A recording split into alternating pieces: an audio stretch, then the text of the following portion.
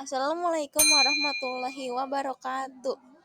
Halo semuanya, selamat datang di video pembelajaran informatika tentang dampak sosial informatika. Sebelumnya, perkenalkan kami anggota kelompok yang bertanggung jawab dalam membuat tugas video ini. Saya Gabriel Renlau. Saya Dewi Zara Satvita.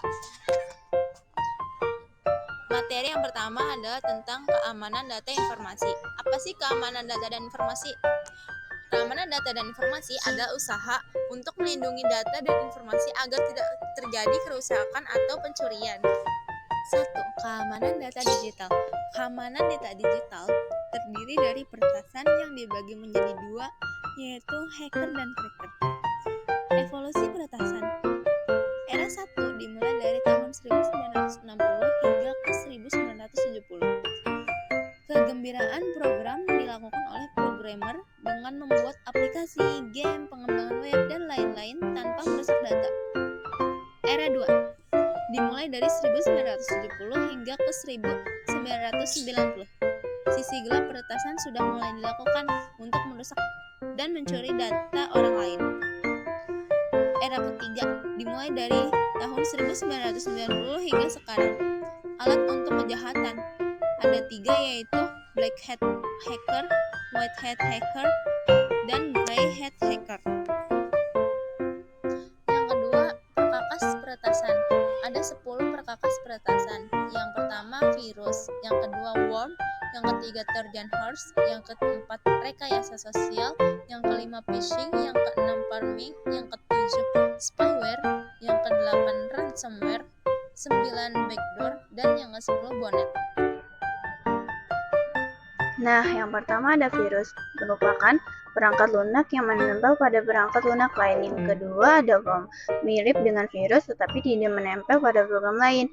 Yang ketiga ada Trojan horse, merupakan malware yang tampak seperti aplikasi perangkat lunak jinak tetapi jahat. Yang keempat ada rekayasa sosial, teknik menjebak korban dengan membuat akun palsu dari instansi tertentu. Nah, selanjutnya ada phishing, usaha untuk menjebak orang lain dengan cara mencuri data IP. Yang selanjutnya ada pharming, usaha untuk memikat pengguna internet untuk masuk ke situs web palsu. Yang selanjutnya ada spyware, malware yang dapat memantau dan merekam aktivitas pengguna di perangkat seluler.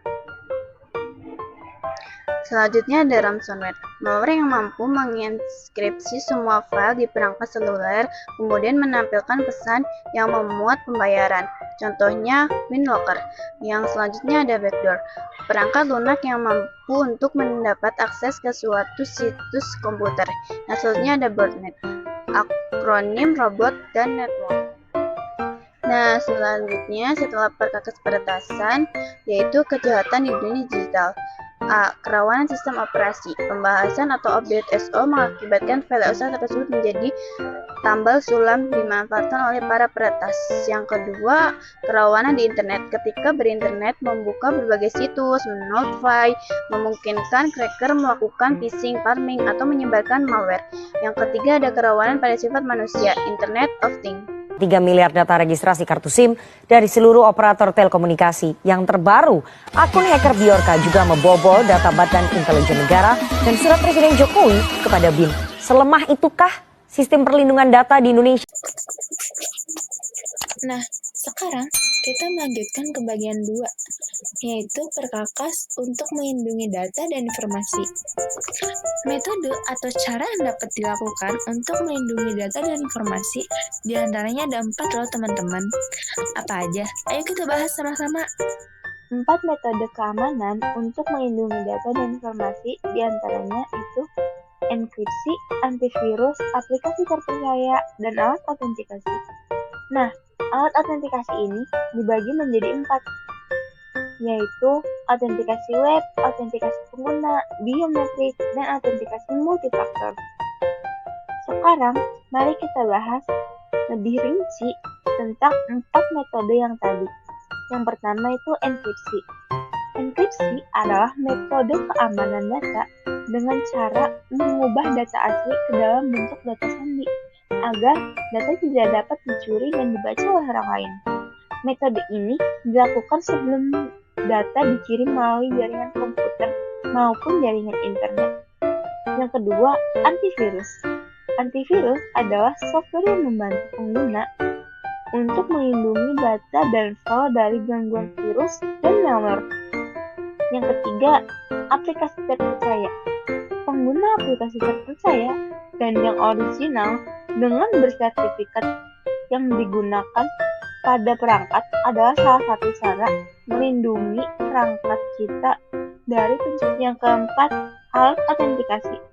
Alat autentikasi adalah penggunaan alat atau aplikasi tambahan untuk memastikan suatu objek adalah asli.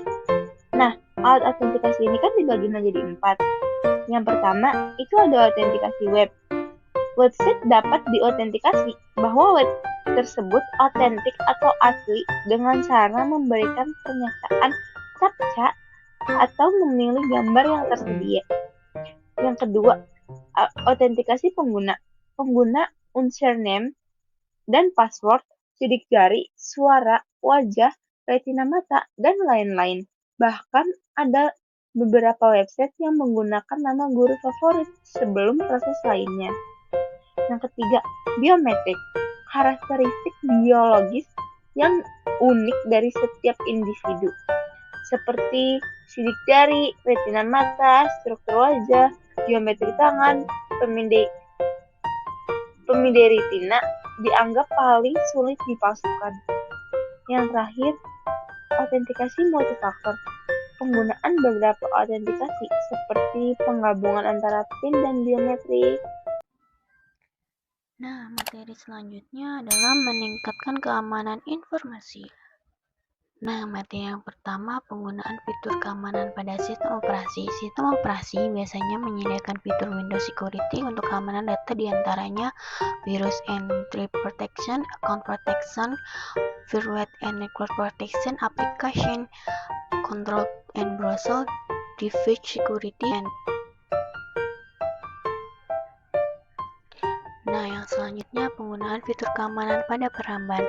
Fitur keamanan yang penting pada peramban saat berkoneksi internet diantaranya periksalah alamat situs.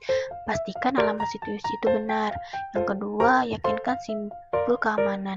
Yang ketiga, lakukan perbaruan berkala pada browser. Lakukan update peramba atau browser.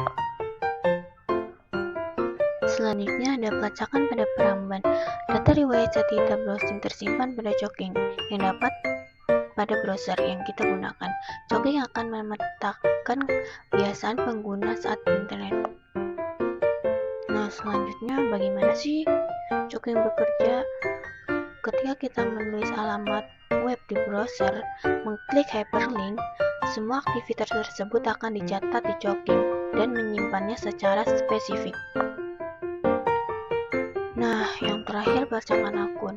Meskipun fitur choking telah dinonaktifkan, tetapi riwayat aktivitas pada akun tertentu masih dapat dilacak.